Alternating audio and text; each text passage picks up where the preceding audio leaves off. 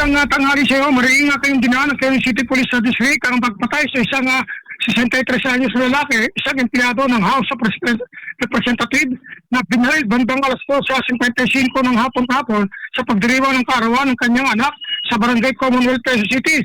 Lumalabas sa initial na investigasyon na dalawang hindi pa nakilalang suspect ang pumasok sa venue at pinagbabaril ang biktima ng malapitan at mabilis na tumakas sakay ng motorsiklo na pinaputukan din nila ang security guard ng subdivision bago tumakas ang agad namang responde ang mga polis mula sa Batasan Police Station 6 at ang Nasoko team.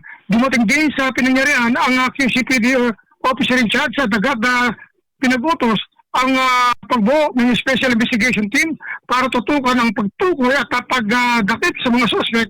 Dagdag pa ang mga saksi ay ini-interview o inimbestigahan at lahat ng mga anggulo ay tinitignan ng mga otoridad.